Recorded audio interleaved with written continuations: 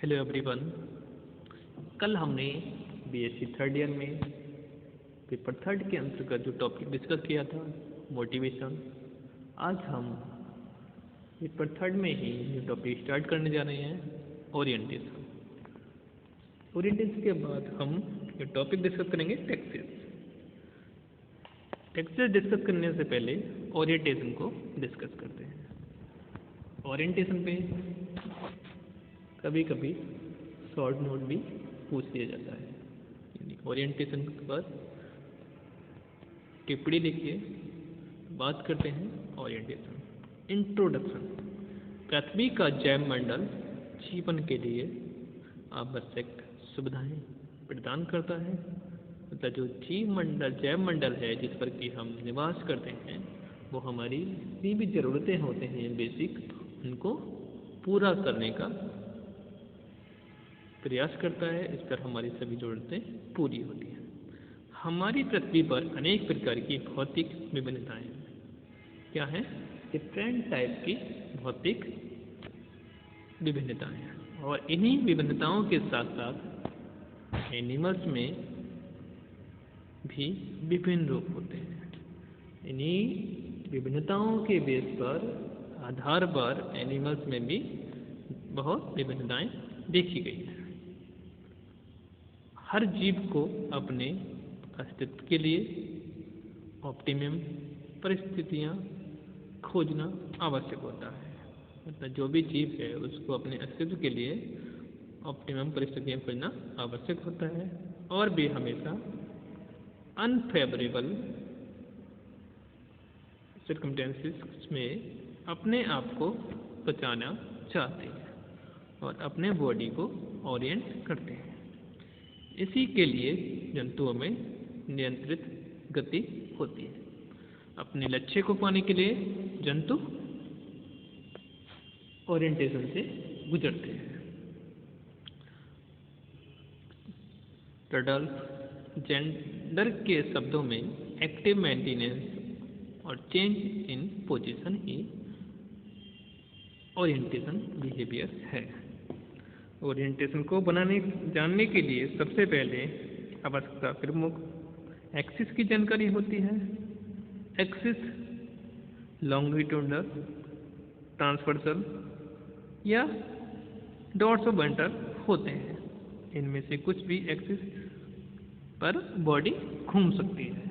मतलब बॉडी को ओरिएंट करने के लिए किसी न किसी एक्सिस की आवश्यकता होती है। उदाहरण के लिए अगर हम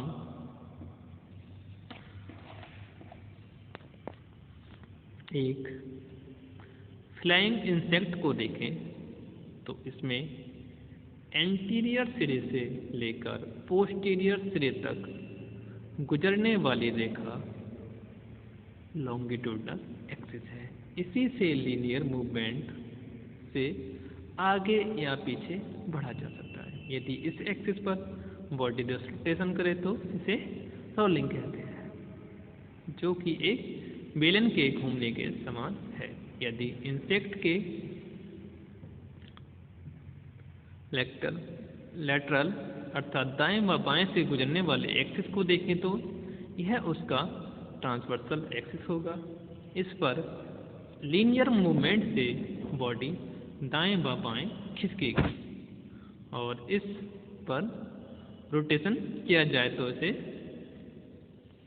ट्रांसवर्सल ओरिएंटेशन कहा जाएगा। इसी प्रकार से बॉडी के वेंट्रल से डॉर्सल तक जाने वाली एक्सिस डॉर्सोवेंट्रल एक्सिस कहलाएगा। अगर इस पर लीनियर मूवमेंट हो तो बॉडी ऊपर या नीचे, दूर या पास गति करेगा। इसी मूवमेंट को योविंग कहते हैं। ओरिएंटेशन बिहेवियर के लिए जितने भी फैक्टर्स होते हैं उन्हें दो हेडिंग में रखते हैं। नंबर 1 रिसोर्सेज और नंबर स्ट्रेस सोर्सेज। और रिसोर्सेज की बात करें तो इसके अंतर्गत वे सभी फैक्टर्स रखे जा सकते हैं जो एनिमल्स के कुशलक्षेम यानी वेलबींग को प्रोत्साहित करते हैं। स्ट्रेस सोर्स, इसमें वे सभी फैक्टर्स आते हैं जो कुशलक्षेम के लिए हानिकारक होते हैं। संक्षेप मतलब well being. Types of orientation. Orientation वास्तव में मोटाइल ऑर्गेनिज्म की सिंपल लोकोमोटरी मूवमेंट होती है जिन पर डायरेक्शन या स्टिमुलेशन का प्रभाव पड़ता है, जिनसे एनिमल्स की बॉडी ओरिएंट हो जाती है। इस प्रकार की मूवमेंट यदि सोर्स की तरफ हो तो इन्हें पैसिव टैक्सिस, और यदि सोर्स से दूर हो तो नेगेटिव टैक्सिस कहा जाता है। यानी सोर्स की तरफ हो तो पॉजिटिव और सोर्स से दूर हो मतलब ऐसा घुमाव, ऐसी ओरिएंटेशन जिसमें बॉडी सोर्स की तरफ हो तो पॉजिटिव टैक्सिस और सोर्स से दूर हो तो नेगेटिव टैक्सिस कहा जाता है। टैक्टिव मूवमेंट सिंपलेस्ट ओरिएंटेशन मूवमेंट होती है। सिंपलेस्ट ओरिएंटेशन मूवमेंट होती है जो सभी प्रिमिटिव फॉर्म्स में कॉमन होती है।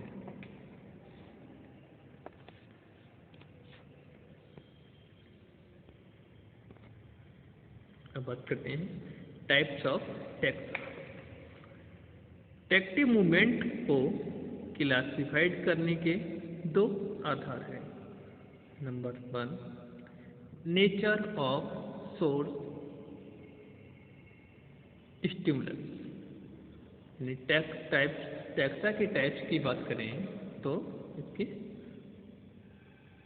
क्लासिफाइड करने के दो आधार हैं। Number 1, nature of source of stimulus, और सेकंड है मूवमेंट के बेस पर। बात करते हैं फर्स्ट टाइप स्टिमुलस के नेचर के आधार पर निम्न प्रकार के टैक्सा एनिमल्स में पाए जाते हैं। मतलब जो टैक्सिस वाला जो कोर्ट है उसमें जो फर्स्ट टाइप जो होगी फोटोटैक्सिस। बात करते हैं फोटोटैक्सिस की। तो ऐसे एनिमल मूवमेंट जो प्रकाश को लेकर की जाती है। मतलब ऐसी मूवमेंट में किसको इंक्लूड करते हैं? लाइट को, प्रकाश को की जाती है, फोटोटॉक्सिक कहलाती है। जो एनिमल्स सोर्स ऑफ स्टिमुलेशन से दूर जाते हैं उन्हें नेगेटिव फोटोटैक्सिस कहा जाता है, और जो लाइट के सोर्स की तरफ मूवमेंट करते हैं उन्हें पॉजिटिव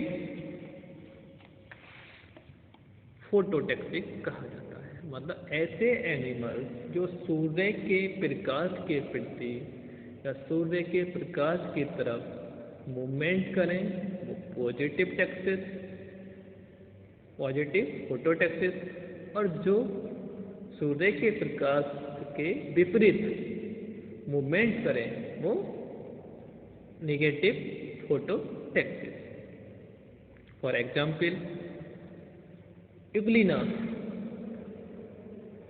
लाइट के सोर्स की तरफ गति करता है। जो इग्लिना एक प्रोटोजोअन्स एनिमल्स है जिसमें कि मिक्सोट्रॉपिक टाइप का न्यूट्रिशन पाया जाता है, जो एनिमल्स तथा प्लांट लाइफ दोनों प्रकार से अपने भोजन को ग्रहण बनाता है, भोजन प्राप्त करता है, क्योंकि इसमें क्लोरोप्लास्ट होता है जो कि क्लोरोप्लास्ट जो है फोटोसिंथेसिस के लिए रेस्पॉन्सिबल होता है। इसलिए यह फोटोसिंथेसिस की क्रिया करने के लिए अपनी बॉडी को सूर्य के प्रकाश की तरफ ओरिएंट करता है, मूव करता है। तो इसमें पॉजिटिव टाइप की फोटोटैक्सिस देखी जाती है, और जो एनिमल लाइट से दूर भागते हैं वे नेगेटिव फोटोटैक्सिस होते हैं। For example amoeba, paramecium, earthworms. ये जितने भी एग्जाम्पल्स हैं ये सब कहते हैं नेगेटिव फोटोटैक्सिस। हाउसफ्लाई,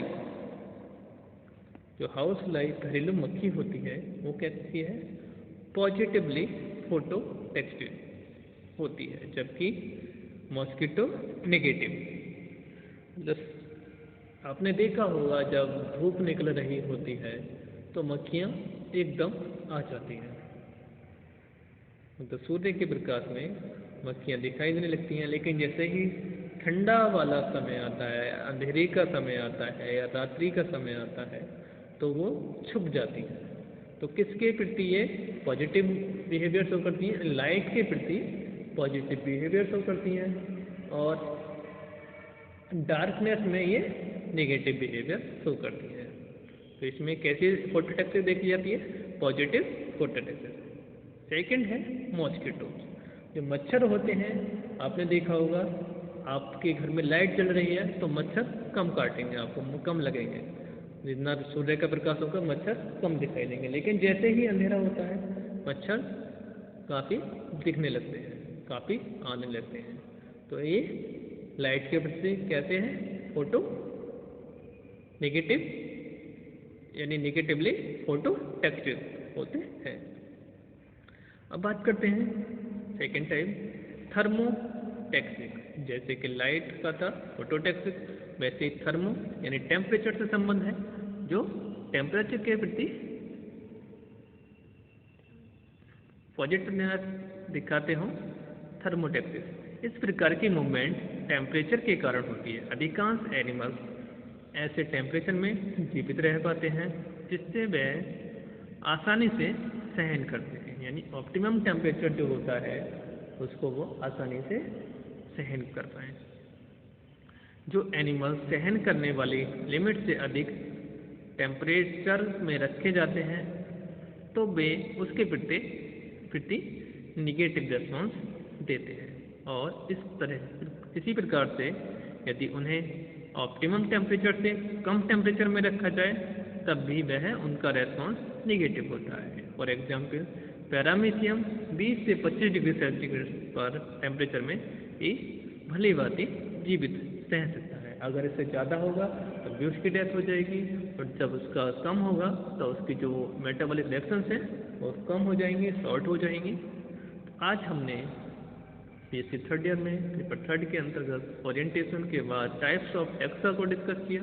कल हम इसके आगे के पार्ट को डिस्कस करेंगे।